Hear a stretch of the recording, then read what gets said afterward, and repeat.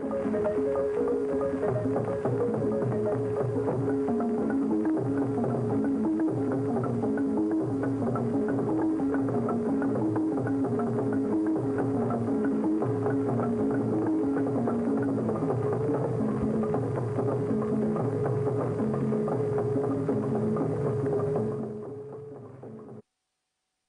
evening, this is News Live on GBC News and on GTV. We are streaming live on Facebook and on YouTube at Ghana Broadcasting Corporation.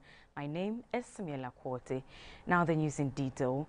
The Inspector General of Police, Dr. George Akufo-Dampare, on Saturday called on the Siama Divisional Police Command to acquaint himself with developments that led to clashes between the police and youth of Anwea and Tele Bukazo.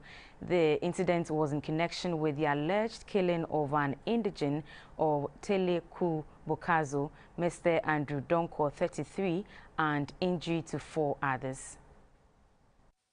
The youth of Anwea and Teleku Bukazo in the early hours of Saturday allegedly besieged the Esiama police station to demand the unconditional release and bail for their counterparts who were arrested at Adamu's mines concession in Teleku Bukazo for engaging in illegal mining activities on Friday dawn and arraigned at the Nkrofo Magistrate Court. As part of the protest, the youth vandalized property on the frontage of the police station and smashed the windscreen of police vehicles. The IGP's visit was to assess the extent of damage. We have your back as long as you do what is right. And we will leave your back if you get yourself involved in unprofessional acts. That's why you see us taking certain actions that are bitter about our own people, but we have no choice than to take those actions for the sanctity of the organization to be restored. And for those of us who are committed to professionalism, committed to the passion of delivering good services for the good people of this country, who pay us, and we'll take every step possible to get anyone behind this, one by one, and let them face the full rigors of the law.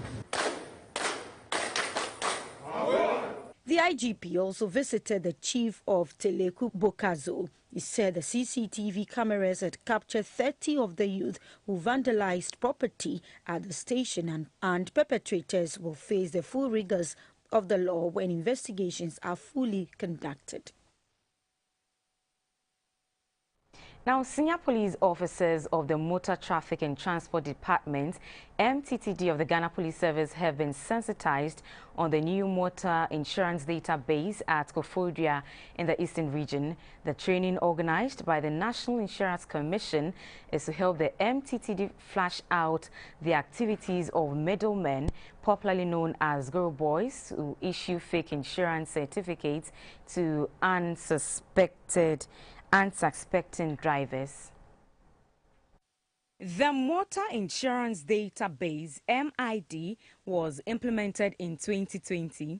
The system provides a centralized platform from which security agencies and the general public, including passengers of vehicles, can check the validity of vehicle insurance instantaneously. Checks can be done through the use of a mobile phone and a receipt of acknowledgement through a text message by scanning a QR code on the insurance sticker by the police. Participants drawn from the 18 administrative regions were taken through road safety regulations, police regulation acts, and the motor insurance database system. According to the Commissioner of Insurance, Dr. Justice Yaofori, the introduction of the motor insurance database will not only change the insurance industry, but will also help the police in their road traffic investigations to protect innocent lives.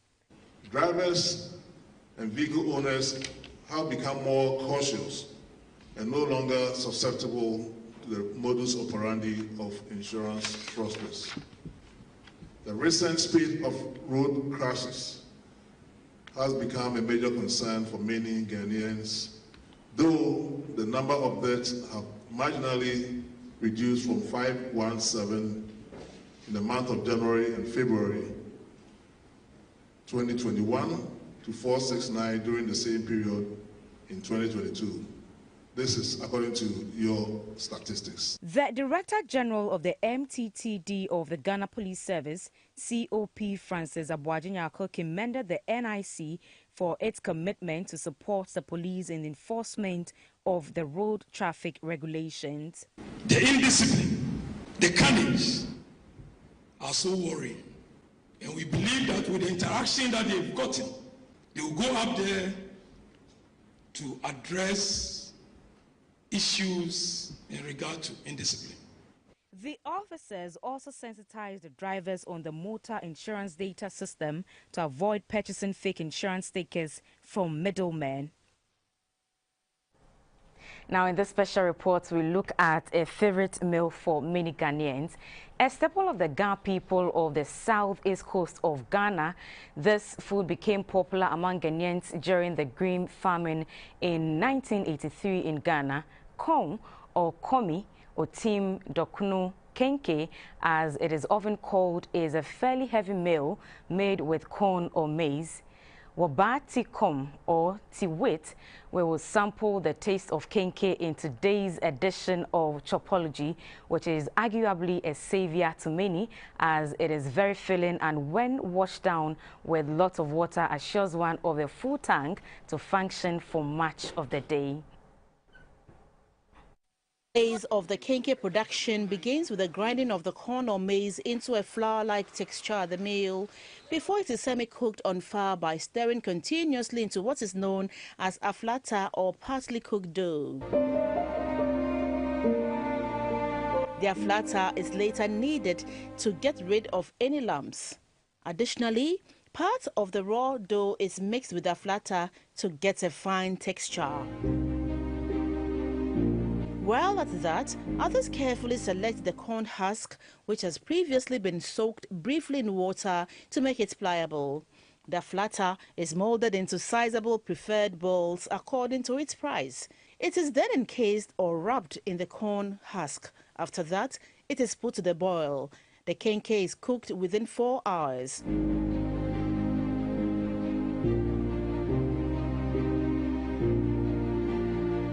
Depending on the maize, sometimes some of the maize, they are hard, and so it will take some time. Sometimes too, it doesn't take time. 3 hours is ready. The kenke pairs well with freshly ground pepper, fried fish and shito. However, there are additions like gravy, okra stew with gizzard, sausage, egg, shrimp, turkey tail, popularly known as chofi, all to suit the customer's palate for satisfaction and retention.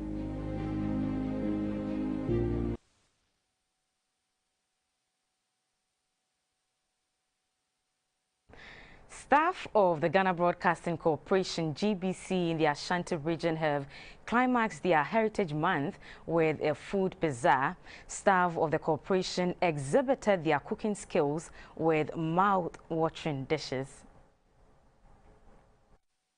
Long celebration on Friday, April 1, staff attended work in traditional apparels from respective ethnic groups. The event was crowned with a food bazaar where both men and women of the corporation participated in the cooking of a variety of dishes. Meals on the menu included fufu with light soup, mashed boiled plantain or eto, nuhu prepared from boiled cocoyam mixed with palm nut soup, ampesi and tuozafi, together with some fresh local drinks like sobolo and palm wine. Others also participated in some traditional games.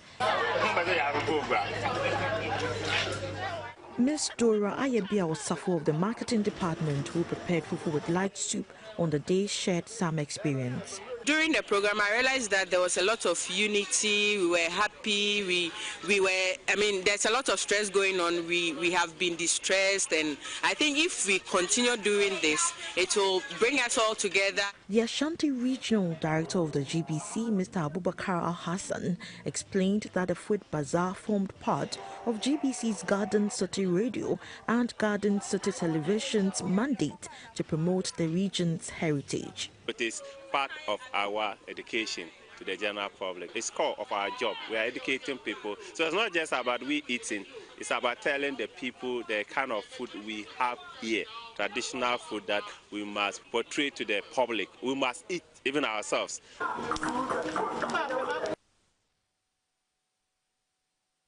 With captivating trails, this destination has the potential to be a favorite among lovers of nature. Not many can resist the temptation to embark on an adventurous journey to experience nature. This particular location, endowed with beautiful scenes, which also qualifies as a holiday destination, is the Paria Waterfall. Paria Waterfall is located in the Savannah region. Our reporter Beatrice Senaju shares with us some sights and sounds. It was a long journey from Accra to Damango and then onward to Daboya. From Daboya to the Paria town, where the waterfall lies, the road is simply put bad. But we made it safely to our local tourist destination.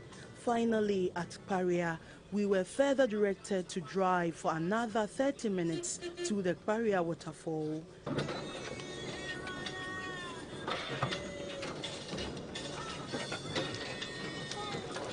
It was a vast land filled with different species of trees. We hiked through woods and mini rocks before we actually got close to the untapped waterfall.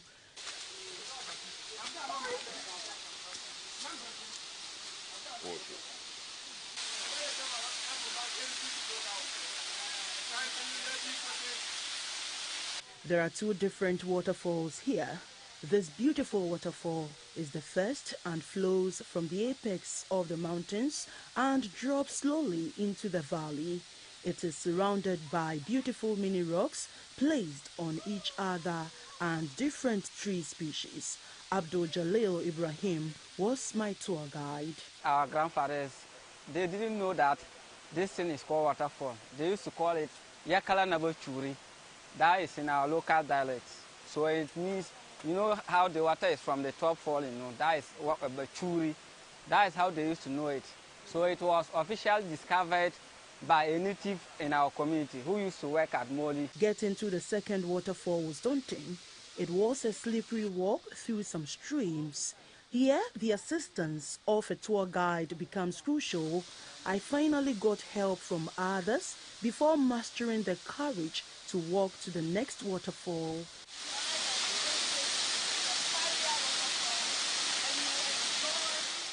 Indigenes who are good swimmers have a good time here and also enjoy nature. They complain about poor communication network and bad roads, which are a put-off for the Paria tourist sites. It's good you come here, then you have network so that you can be talking to people at home. But if there's no network, you just come and be here. What is happening here, what's happening here, no one can track you. So it's better we get the network. Then we are appealing to our district, those who are in charge too, they should come, then clear the road. A hike to the top of the mountains shows the beautiful formation of rocks. Some of the rocks have the shape and form of animals. There is an area within the rocks where tourists can relax peacefully or grab a book to read. Indigenes believe, though the Paria waterfall is still virgin, it can change the face of the Paria community if it is developed to attract tourists. You come, then you freshen your memories, then you just see nature. You come and discover how the mountains, the rocks, you come and see the formations of rocks, and it's always good for students who, let me just put like geography students, they can come here and learn a lot about nature. The Paria waterfall is one of the many tourist destinations in the country that are untapped. Most of these sites are certainly a cash magnet for the country when added to the tourism revenues. For starters, the people of Paria are calling for the bad roads leading to the sites to be constructed. For me, what stands out in my mind is how we got stuck in the middle of nowhere due to a puncture in the tire of the vehicle on which we were traveling on our way. This is nature, one of the natural endowments of our country. it can generate more income for the nation. But another thing missing is a good telecommunication network to woo travelers to their town. Beatrice Sanaju, GBC News, Paria. You're watching News Alive on GBC News and on GTV. Now, Christians, especially ministers of God, have been advised to be health conscious in the discharge of their duties, opening a new healthcare facility at the headquarters of the Assemblies of God Church in Accra. The General Superintendent of Assemblies of God, Reverend Professor Paul Frimpong-Manso, expressed worry at the rate where young ministers of God are dying of illnesses that could easily be avoided or controlled because they refuse to have regular medical checkups. He admonished ministers of God to learn to accept medical healing while they pray fervently to God for complete healing. The health facility will serve as the first port of call for all medical-related issues that affect members of the Assemblies of God and the general public. The General Superintendent of Assemblies of God, Reverend Professor Frimpong-Manso, asked staff of the facility to be unique in delivering their mandate to save lives and make a difference. He insisted that there is nowhere in the Bible that speaks against seeking medical care or undergoing regular checks as Christians. The run has come at such a time as this to augment and support what other institutions are already doing. Pastors, let us pray to be healed, but let us not avoid or neglect medical healing. Healthy people make up a healthy nation. So let us all do the best to support the government effort in helping Ghanaians to be of good health. The founder and president of Durham Prestige Healthcare, who is a minister of the Assemblies of God minister, Reverend Dr. Godwin Kofi Haji, said the facility has a vision of demonstrating God's love through an excellent but affordable healthcare delivery to all individuals. We believe that healthcare has evolved and the patients are supposed to be treated with a lot of respect, a lot of decorum, and with a lot of care. We have a coordinated healthcare service for anyone who enters our facility. And as you can tell, we have a beautiful ambience because we believe that a lot of healing is therapeutic. Come back. Religious and corporate organizations as well as individuals have been urged not to overlook the plight of vulnerable persons in society. A pastor at the Accra City Conference of the Seventh-day Adventist Church, Pastor Prince Obetsewo, explains that government alone cannot bear such a burden and encouraged others to extend a hand to help to such persons through regular donations to augment government provision for them. Pastor Sewo said this when the Adventist Men Ministry of the SDA Church donated assorted items worth 40,000 cedis to the James Camp prisons in Accra. Donation by the Adventist Men's Ministry of the SDA Church was a way of demonstrating God's love to the socially disadvantaged and whip up the spirit of evangelism among the men within the conference. The Adventist men have designated the months of March and April annually to show love to the disadvantaged in society. The director of Adventist Men, Pastor Prince Obetsewo, said the vulnerable deserve love from society, stressing that anybody can find themselves in such a position. He added that they will continue to donate towards the upkeep of such persons as he called on other stakeholders to emulate the gesture. A representative of the James Camp prisons, ASP James Tanye, expressed appreciation for the gesture. He said though they receive donations from time to time, they are usually not adequate. ASP Tanye appealed for more of such donations. Other institutions that benefited from the donations are the Gbawe SDA Hospital, Accra Psychiatric Hospital, and the Weja Leprosarium. Items donated included bags of maize, rice, gari, water, assorted drinks, and detergents. Here's some of the past week's major stories. Here's an opportunity to catch up in pictures.